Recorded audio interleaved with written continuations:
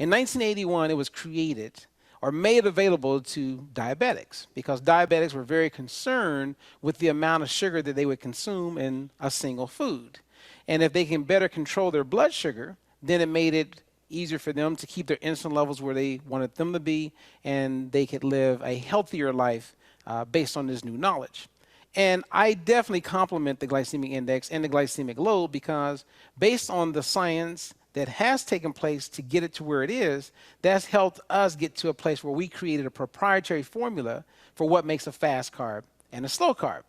Now, in 1981, it was all based on a single food, right, a carb. And they would look at 50 grams of carbs being consumed at a single time. And when you look at pure sugar, as in glucose, like that bag they attach to you, like and they're feeding you in that IV when you're in the hospital, well, that's glucose. Well, if you look at pure sugar, 50 grams of it, they would watch and monitor how when you consume those 50 grams of sugar, how long it took for it to get into your blood system, and then they gave it an index number. They gave it a number 100.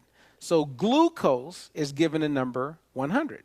So if you're diabetic, you wouldn't want to be consuming glucose, right? Because it's going to cause your blood sugar levels to spike way too high, and that's not what you want. Well, in looking at all the other foods, they compared how fast they broke down, and we're talking about 50 grams of carbs in those single foods, and compared that to that of glucose. And then they were given those numbers. So when I grab a banana, for instance, based on the glycemic index, most people would say that it's pretty high in sugar. A lot of diabetics would say, well, I'm on the fence with it because it's not too high, but it's definitely not low. Well, the glycemic index gives a banana, based on 50 grams, the number 70. They give it the number 70. And I question that because when a banana is closer to green and you look at it up close, a banana is higher in starch and lower in sugar. Now, starch does become sugar, but when it's closer to green, it's higher in starch and lower in sugar. And then when you look at a banana that has spots on it like this banana is going to be highest in sugar and lower in starch. So my first question with the glycemic index is, what type of banana did they use to come up with the number 70? Because depending on how ripe that banana is and how it's cooked will determine basically exactly how fast it converts to sugar. And a banana could be maybe 85 or 90, depending on how ripe it is. So there's a hole there, right?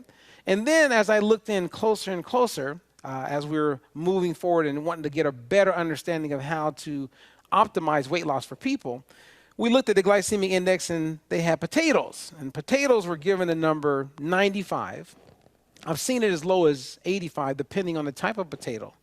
But let's give this potato the number 95. Well, if you're a diabetic and you're avoiding foods high in sugar, if it's ranking that high, like 95, then that's a no-no. You're going to put those potatoes down and say, well, that's not part of my life anymore. So remember, the glycemic index is based on a single food. It's not what you eat with that food. It's on a single food.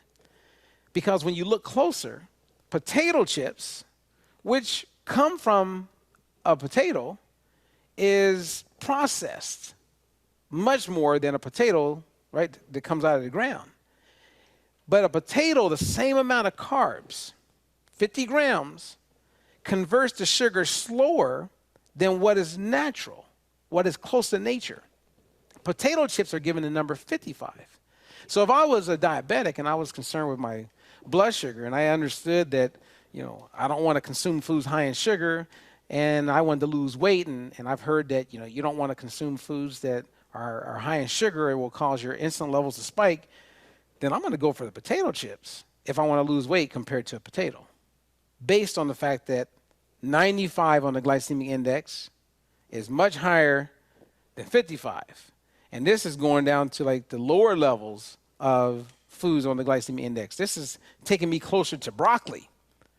Well, when you look closer at 50 grams of carbs, let's take 50 grams of a potato. Here's 50 grams of a potato.